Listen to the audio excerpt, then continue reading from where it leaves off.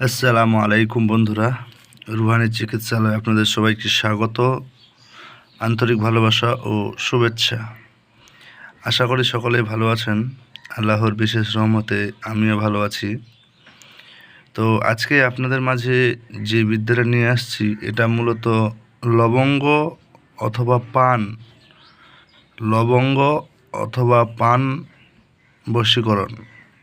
কথা বুঝতে পারলেন? লবঙ্গ অথবা পান পড়া বশীকরণ বলা হয় এটাকে। তো এই বিদ্যাটা সম্পূর্ণরূপে আপনাদের মাঝে আজকে দেব। এটা কোনো দিনও মিস হয়নি, আর আশা করি আগামীতেও হবে না। তো এই বিদ্যাটা মূলত সিফলি মন্ত্র দ্বারা তৈরি। তো এই সিফলি মন্ত্র আপনারা অনেকেই হয়তো আবার জানেন, অনেকে আবার জানেন না। সিফলি মন্ত্র হচ্ছে এমন একটা মন্ত্র যেটা হচ্ছে যে এক কথা কি বলবো, মানে এটা কুফরি না, কিন্তু এটা সিফলি, মানে এগুলোর মধ্যে নুরি, সিফলি, তারপর কুফরি, এরকম অনেক রকমের বিষয় আছে। তো যাই হোক, এটা সিফলির মধ্যে পড়ে। তো যারাই মন্ত্র ব্যবহার করবেন তারা আগে মন্ত্রর বিষয় জেনে নেবেন। পরে না জেনে কাজ করে কাজের ফলাফল পেলেন না, কিংবা আপনি বিপরীত আপনার সঙ্গে কিছু ঘটলো, কিংবা আপনি মন্ত্র জপ করতে গিয়ে আপনার ব্যক্তিগত কোনো সমস্যা ঘটে গেল, এরকম কিছু যাতে না হয় এই জিনিসটা খেয়াল রেখে কাজ করবেন। আমি যে বিদ্যাগুলো দিয়ে আসছি, হতে পারে অনেক বিদ্যা আমি কিতাবের আকারে দিছি, কিন্তু না, ওগুলো আমার ব্যক্তিগত নিয়ম এবং ব্যক্তিগত বিষয়বস্তু উল্লেখ করেই আমি এই বিদ্যাগুলো দিয়েছি। এই জিনিসটা মাথায় রাখবেন। আর যেগুলো খাতা ধরে দেই সেই বিদ্যাগুলো কিন্তু অন্যতম একটা মারাত্মক এবং ভয়াবহ একটা রূপ আছে। সেই রূপগুলা যারা কাজ করে এবং যারা এই জগতে আছে তারাই বলতে পারবে। কথা বুঝতে পারলেন? তো চলুন কথা না বাড়িয়ে আপনাদের মাঝে সরাসরি তুলে ধরি বিদ্যার মূল অংশ। তো আজকের এই মূল অংশ যেটা দাঁড়াবে লবঙ্গ অথবা পান পড়া বশীকরণ। কথা বোঝা গেল?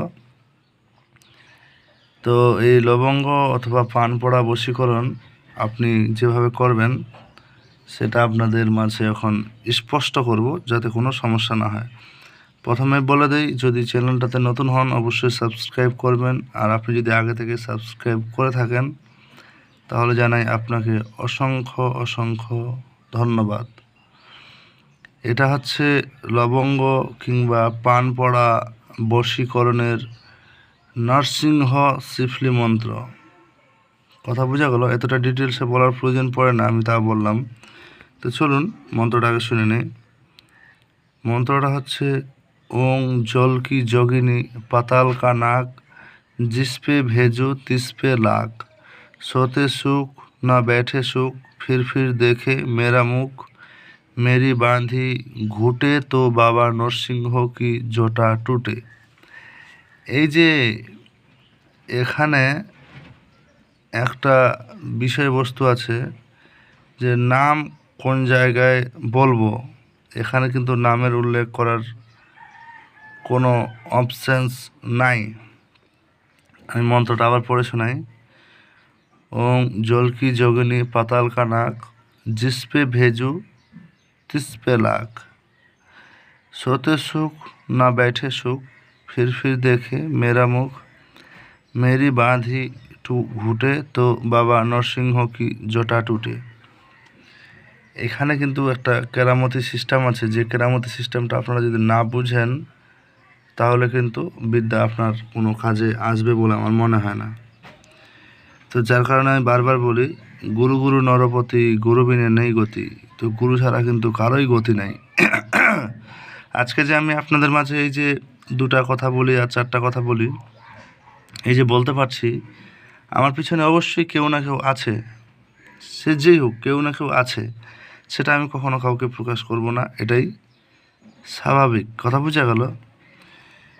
তো এই জিনিসটা আপনাদের বুঝতে হবে। এই মন্ত্রটাকে যদি কেউ হালকায় নেয় বা নর্মালিতে নেয়, সে জীবনের সবচেয়ে বড় ভুলগুলোর মধ্যে অন্যতম ভুল একটা এটাও হবে। কথা বোঝা গেল? তো চলুন আমি সেই অংশে যাওয়ার আগে এর নিয়মকানুনের কিছু অংশ বলে ফেলি। প্রথম কথা হচ্ছে এটা আপনাকে স্পষ্ট, যাতে যেমনটা আছে তেমনটা আপনাকে মুখস্থ করতে হবে। যেমনটা আছে তেমনটা আপনাকে মুখস্থ করতে হবে।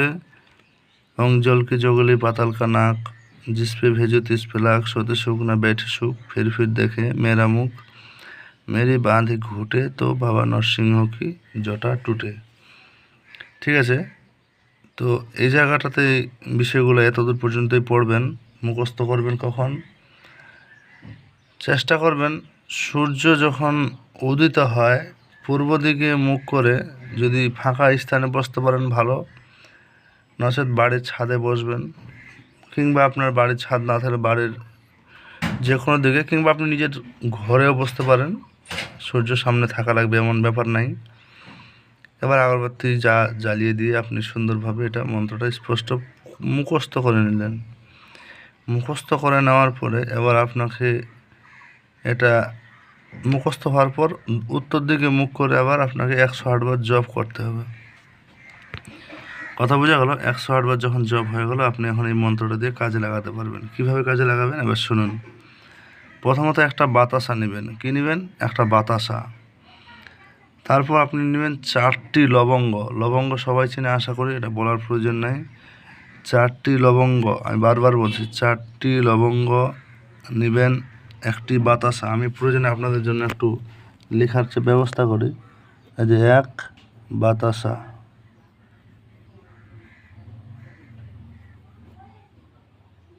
এটা হবে একটি বাতাসা, 4টি লবঙ্গ। কথা বোঝা গেল? আর একটা পান। এর কথা বুঝতে পারছেন? আচ্ছা, এটা আমি একটু রাফে করলাম, এটা আমার এর মধ্যে ছিল না। তো চলুন আমি শর্ট ফর্মে বলে দিই, নাহলে ভিডিও লম্বা হতে চলেছে আবার। এবার আপনার মন্ত্র যখন কাজ কমপ্লিট, এবার আপনি কি করবেন? 4টি লবঙ্গ গুঁড়া করবেন। গুঁড়া করার পর মানে একদম ধুলার মতো পাউডার করে দেবেন, দিয়ে ওই বাতাসার উপর দিবেন। এই বাতাসের উপর দেওয়ার পরে আপনি ওটাতে গুগলে ধোয়া দেবেন। গুগল আপনারা কিনতে পাবেন। গুগলে ধোয়া দিয়ে এরপরে আপনি নিজের ঠোঁটের নিচে যেভাবে খৈনি খায়, বাংলা কথা বলে, যেভাবে খৈনি খায় এরকমভাবে ধরবেন, বা 2 ঠোঁট দিয়ে চেপে ধরতেও পারেন। 2 ঠোঁট দিয়ে চেপে ধরার থেকে খৈনির মতো ধরাটা খুব ভালো হবে। ঠোঁটের নিচে চেপে ধরে এবার কিন্তু পানি মুখে পানির ঝাপটা বা জলের ঝাপটা দিবেন আর কি। 5-7 বার ঝাপটা দিবেন, জলের ঝাপটা দিবেন, তো কিছু জল মুখে চলে যাবে।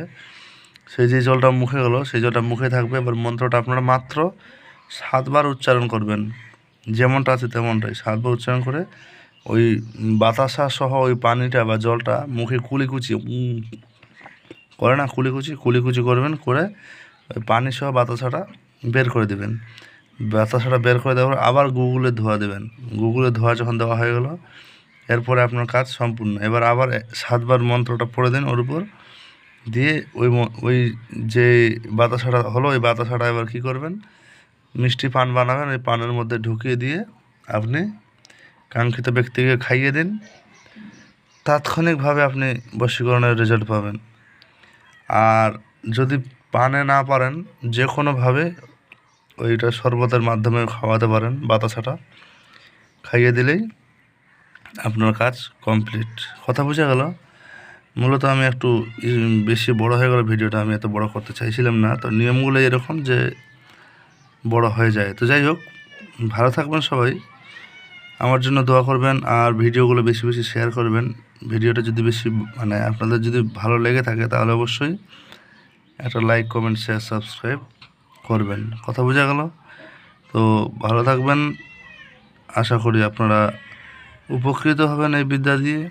ভিডিও যে সম্পূর্ণ দেখলো তাকে জানাই অসংখ্য ধন্যবাদ। ভিডিওর শেষে একটা কমেন্ট অবশ্যই করবেন। তো ভালো থাকবেন, আল্লাহ হাফিজ।